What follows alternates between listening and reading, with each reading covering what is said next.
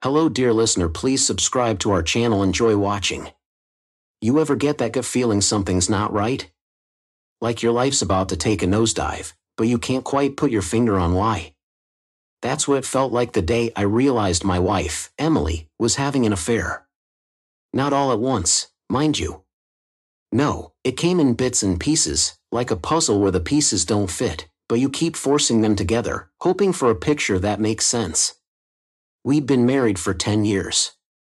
A decade of shared memories, kids, a mortgage, vacations, and little rituals that made us, well, us. I thought everything was fine, better than fine, actually. We were comfortable, successful. She had her architecture firm, and I'd been building a tech startup from the ground up. Our kids, Liam and Olivia, were the light of our lives. A perfect little family, or so I thought. It all started a few months ago when I noticed something different about Emily. She was always a bit distant when work got busy, but this was different. She was secretive. Late nights at the office became more frequent. She started taking calls in another room, her phone practically attached to her, like an extra limb. I didn't question it at first. After all, we'd been together so long, and I trusted her. But something in me said I shouldn't. The first real red flag was when she started dressing up more, way more than usual. We're talking dresses, heels, makeup done to the nines just to meet with clients or grab a drink with a friend. I played along, tried to ignore it, but the nagging feeling wouldn't go away. Then, one day, I saw it. A message popped up on her phone when she left it unattended for a moment. It was from a guy named Tom. I'd never heard of any Tom before. The message was short but damning, *, can't wait to see you again tomorrow. Last night was unforgettable. *, my stomach dropped. I felt like I'd been hit by a truck. I didn't confront her right away, though. No, I needed more than just a message. I needed the whole picture. That's when I decided to play the long game. Revenge would come, but first, I had to be smart. For the next few weeks, I became the perfect husband, supportive, loving, attentive. I didn't want to raise any suspicion. I gave her space, let her keep running her little affair, thinking she was being clever. But all the while, I was watching, waiting, collecting information. I had a tracker installed on her car. It was easy enough since she rarely noticed details like that, especially when she was too focused on her double life. I started monitoring her movements and piecing together her messages. Every Thursday, like clockwork, she'd leave the office early, telling me she had a meeting with a client downtown. But her GPS told a different story. She was headed to a hotel about 20 miles outside the city. I was careful not to follow her at first. I didn't want to tip her off. Instead, I let her sink deeper into her own lies, all the while planning how I'd tear her world apart. I started piecing together her affair with Tom. He was a lawyer, married, of course, because why wouldn't he be? They always are. He worked at a big corporate firm downtown and was apparently some big shot in his field. I figured I could just confront her, throw the affair in her face, and walk away. But that felt too easy. She needed to feel the weight of her betrayal. Tom needed to feel it too. They had no idea what was coming. The first step was to make sure they both felt comfortable, like they had nothing to worry about. I let things carry on for a while, even pretended to be supportive of Emily's busy work schedule.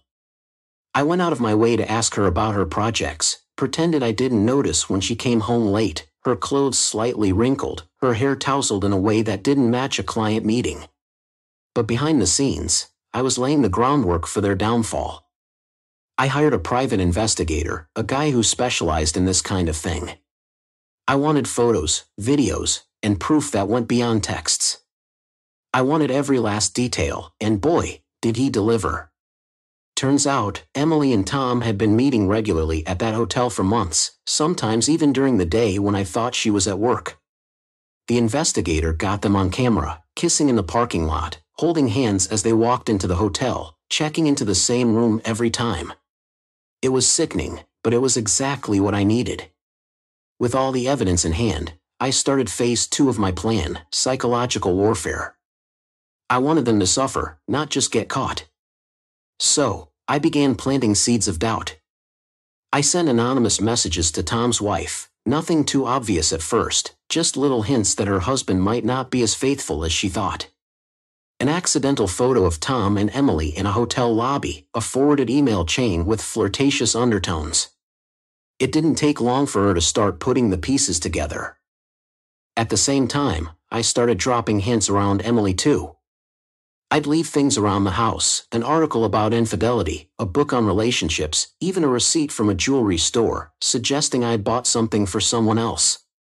She never mentioned it, but I saw the worry in her eyes. She was constantly on edge, clutching her phone like it was a lifeline, wondering if I knew. I wanted her to sweat. The final phase of my plan came together on a Thursday. Emily thought she was going to meet Tom at their usual hotel, but I had other plans. I booked the room next to theirs under a fake name, just like I'd done before.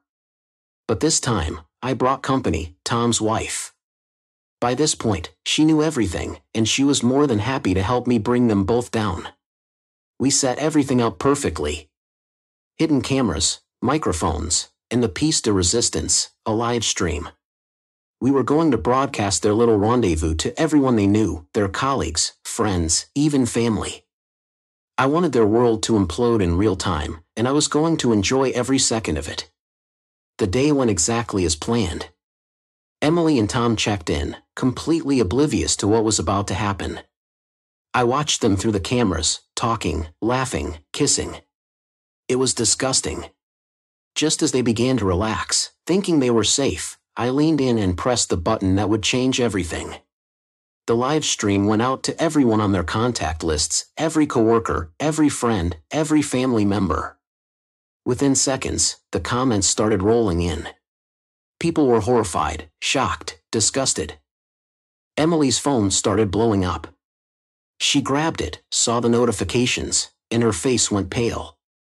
Tom, clueless at first, quickly realized what was happening. They scrambled to get dressed, but it was too late. The damage was done. Their lives were ruined. As I watched them panic, a calm settled over me. This was what they deserved: humiliation, betrayal, the exact same feelings they'd inflicted on us. Tom's wife, sitting next to me, watched with a sense of satisfaction as her husband's career and marriage crumbled in real time. He was fired the next day, of course. His firm couldn't afford the scandal, especially after the video went viral. Emily? She was fired too. No one wanted to hire an architect who'd become the laughingstock of the city. I filed for divorce the next week. Emily begged me to reconsider, said she was sorry, that it was a mistake. But it was too late. I didn't even bother responding. The kids and I moved out, leaving her alone in the mess she'd created. Tom's wife took the kids and left him too, and last I heard, he was living in a crappy apartment, drinking his sorrows away. But me? I came out on top. My company was doing better than ever, and I had full custody of the kids. Revenge, I realized, didn't need to be violent or cruel. It just needed to be smart. And I made sure Emily and Tom would never forget the day they underestimated me. And that, my friend, is how you take down two people without ever lifting a finger. If you leave a comment, tell us what you think about the story you heard. It's important to us and will help us find and tell stories that you find interesting. Thank you for watching us.